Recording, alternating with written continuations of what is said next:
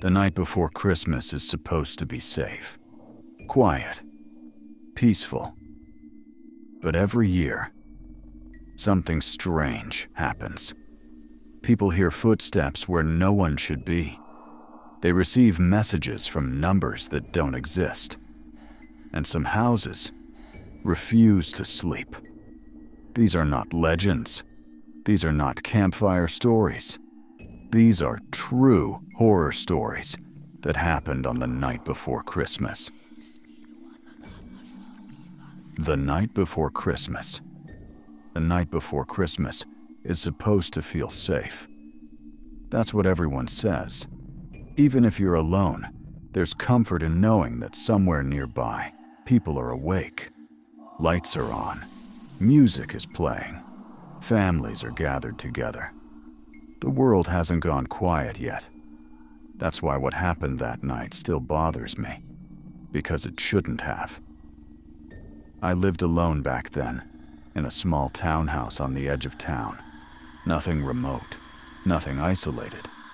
Other houses nearby, street lights, a main road less than a mile away. Christmas Eve had been uneventful. I stayed in, ordered food, watched old movies. Around 10:30 p.m., the snow started falling harder.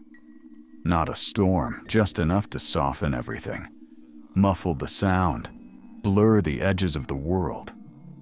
At 11:47 p.m., I turned off the TV. That's when I noticed how quiet it had gotten. No cars passing, no voices, no distant music. Just the hum of the refrigerator and the soft tick of the wall clock. I checked my phone.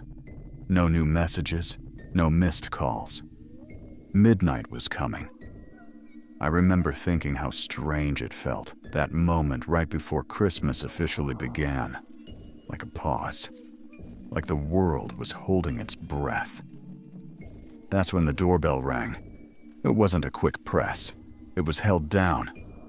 A long, steady ring that echoed through the house until I finally stood up. I didn't move right away. Nobody ever came by unannounced that late, especially not on Christmas Eve. If someone needed help, they would knock or call. The ringing stopped. I walked toward the front door slowly and checked the porch camera on my phone. The screen loaded. The porch was empty. No person. No movement. Just falling snow. I frowned, refreshed the feed, and watched again. Nothing. Then the doorbell rang a second time, shorter this time, almost polite. I stepped closer to the door and called out, "Hello?" No answer. I checked the camera again. Still nothing. That's when my phone vibrated. A notification from the camera app. Motion detected. Front door. I stared at the screen. The live feed flickered. For a split second, I saw something standing just outside the frame, too close to the camera to be fully visible. Then, the image stabilized. Empty porch. My stomach tightened. I should have ignored it. I should have gone upstairs and locked myself in my bedroom. Instead, I cracked the door open, just enough to look outside. Cold air rushed in, sharp and biting. Snow drifted across the porch. The street beyond was completely empty. "No one's here," I muttered to myself, feeling foolish. That's when I heard the voice. Not outside. Inside. Behind me. "Don't you recognize me?" I spun around. No one was there. My heart was pounding now, loud enough that it filled my ears. "You're supposed to," the voice said. It sounded calm, familiar almost, like someone trying not to scare me. "Who's there?" I asked. Silence. I slammed the door shut and locked it, every bolt, every latch. My hands were shaking so badly I dropped my phone. That's when the knocking started. Not at the front door, at the back of the house. 3 knocks. Slow. Evenly spaced. The back door led to a small fenced yard. No access from the street. The gate was always locked. I stood frozen in the hallway, trying to process what I was hearing. Then the knocks moved, from the back door to the side wall, then to the front of the house again, like someone walking around it, testing it, mapping it. The voice came back, louder now. "You shouldn't lock me out on Christmas Eve." My chest felt tight. "I know you're alone," it continued. "I can hear your clock." The ticking on the wall suddenly felt deafening. I grabbed my phone and tried to call 911. No signal. Wi-Fi was still connected, but nothing would load. The lights flickered once, then stayed on. The voice sighed. "I was hoping you'd invite me in," it said. "That's how it's supposed to work." The doorbell rang again. Once, then twice. Then the porch camera sent another notification. Motion detected. Front door. I opened the app with shaking hands. This time, the feed didn't show the porch. It showed my living room, from a corner angle near the ceiling, an angle that didn't exist. I watched myself standing in the hallway, phone in hand, staring at the screen. The image froze. White text appeared over it. "It's almost midnight." I dropped the phone. All the lights in the house went out at once. The clock stopped ticking. In the darkness, the voice whispered right beside my ear. "Christmas has started." I don't remember running upstairs. I don't remember locking the bedroom door. I only remember sitting on the floor, back against the bed, listening to footsteps move through the house below me. Not rushing, not searching, just walking, like it already knew where everything was. At some point, I must have passed out. I woke up to sunlight. The house was quiet. Normal. The power was back. The clock was ticking again.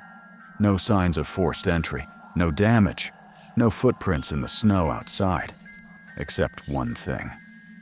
On the inside of the front door, scratched lightly into the wood, were 4 words. "Thank you for the invitation." I moved out a week later. I still don't celebrate Christmas Eve alone. And every year, right before midnight, I turn off my lights, just in case something is watching, waiting for the world to go quiet again. Story 2, The Christmas Message. The night before Christmas is full of notifications. Messages from people you haven't talked to in years. Group chats coming back to life. Photos of trees, pets and sweaters. Kids who somehow grew up overnight. That's why the first message didn't feel strange. At first, I was alone that Christmas Eve. Not by choice, exactly. Work, distance, life. I'd made peace with it. Ordered food, poured a drink, put on something mindless in the background. Snow started falling around 9 p.m. Light, steady, quiet. The kind that makes everything feel slower. At 11:18 p.m., my phone buzzed. Unknown contact. Merry Christmas. I frowned. Probably spam, or someone drunk and mistyping a number. I didn't reply.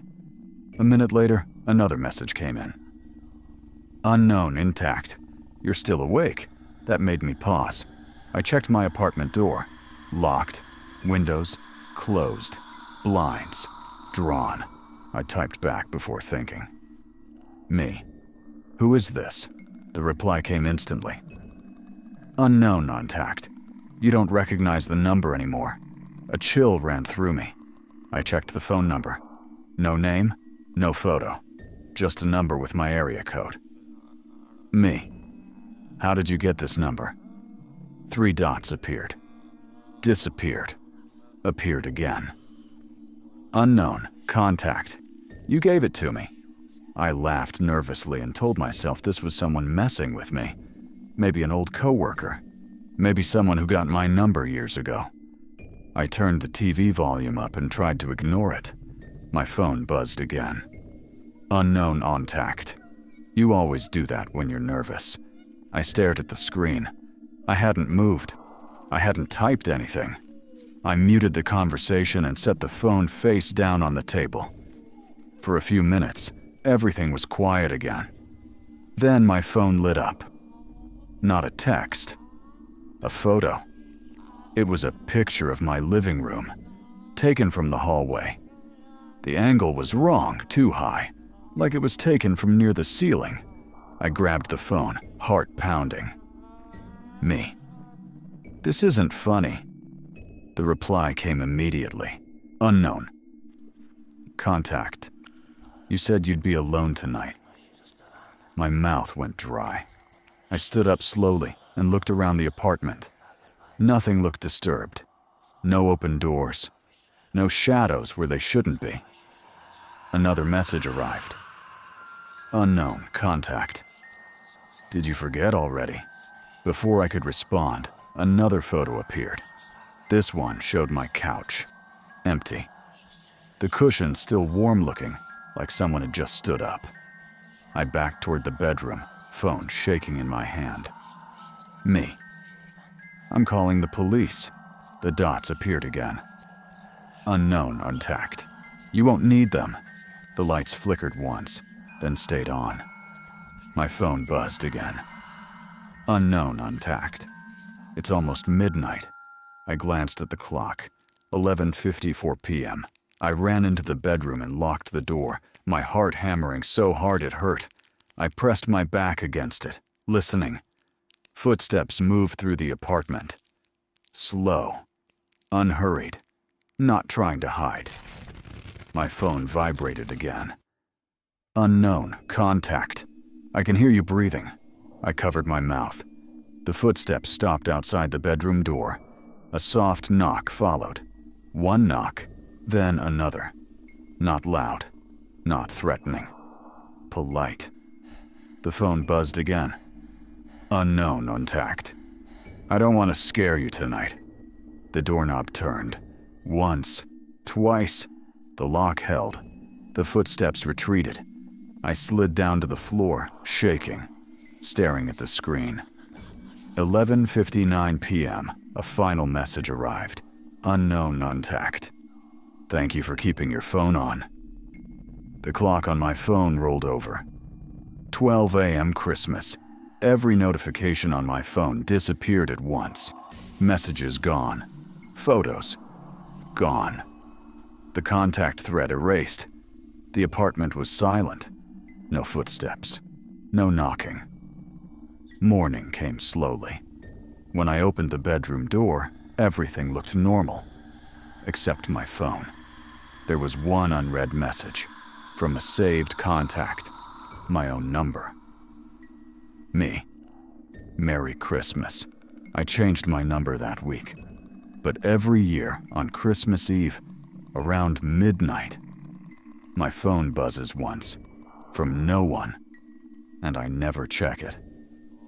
The house that stayed awake. The night before Christmas is supposed to be peaceful. That's the word people always use. Peaceful. Quiet. Safe. The kind of night where even bad neighborhoods feel calmer. Where nothing really happens, because everyone is inside, waiting for morning. That's why what happened felt so wrong, because the house didn't sleep. I was house-sitting that Christmas Eve.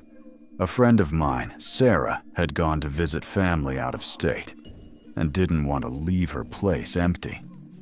It was an older house, 2 stories, built sometime in the 1940s. Not abandoned, not creepy on purpose, just old. She warned me about one thing before she left. The house makes noise at night, she said. Don't freak out. Pipes, floorboards, old wood settling, normal stuff. I told her I'd be fine. By 9 p.m., the snow started falling. Thick, steady, quiet. the kind that makes everything outside feel padded, muted. I locked the doors, turned on a couple of lamps, and settled into the living room. Christmas lights glowed softly in the window. The house felt warm, comfortable. At 10:43 p.m., the first noise happened. A footstep. Upstairs. I paused the TV. The sound came again. A single step. Slow. Heavy. I told myself it was the house settling. Then I heard another. And another. Not random. Not scattered. Someone was walking across the second floor. I stood at the bottom of the stairs and listened. The footsteps stopped. The house went quiet again. I waited a full minute before breathing normally. At 11:12 p.m., every light in the house flickered once. Just once. The TV turned off. The room felt colder. That's when I noticed something else. The sound. Not footsteps. Breathing. Slow. Steady. Coming from upstairs. I stood frozen, staring at the staircase. The darkness at the top felt thicker than it should have been. I grabbed my phone. No signal. Wi-Fi still connected, but nothing loaded. I called Sarah anyway. Straight to voicemail. I left a message, trying to sound calm. Hey, I think I heard someone upstairs. Probably nothing. Just wanted to let you know. I didn't believe that. At 11:30, I heard something drag across the floor above me. Furniture. Slowly. Deliberately. I backed toward the front door. That's when I realized something terrifying. I couldn't hear the wind anymore. No snow, no cars, no outside sounds at all. It was like the house had sealed itself off. At 11:47 p.m., the upstairs hallway light turned on, by itself. I stared at it from the bottom of the stairs, my heart pounding so hard it hurt. A shadow moved across the light. Not fast, not sneaking. Walking. Then the light turned off again. I whispered, "Hello." My voice sounded wrong. Too loud. Like it didn't belong in the house. From upstairs, something answered. Not a word. A sound. A slow exhale. Like someone letting out a breath they'd been holding. I didn't go upstairs. I stayed in the living room, every muscle tense, watching the staircase. At 11:56 p.m., the house started doing something I still can't explain. Every clock stopped. The wall clock, the microwave. My phone screen froze. All at once, the house was holding its breath. I heard footsteps again, this time on the stairs. Slow, measured. Each step creaked under weight. Not rushing, not hiding. Coming down. I backed into the corner of the room, my eyes locked on the staircase. The footsteps stopped halfway down. Then a voice spoke. It came from everywhere. "You shouldn't sleep tonight." The voice wasn't angry. It wasn't threatening. It sounded matter of fact, like advice. "You're supposed to stay awake," it continued, "so the house knows you're here." My throat went dry. The voice moved closer. I don't like it when people sleep on Christmas Eve. A shape appeared at the top of the stairs, not fully visible, just a darker section of darkness. It shifted, leaning, listening. The clock on my phone suddenly jumped.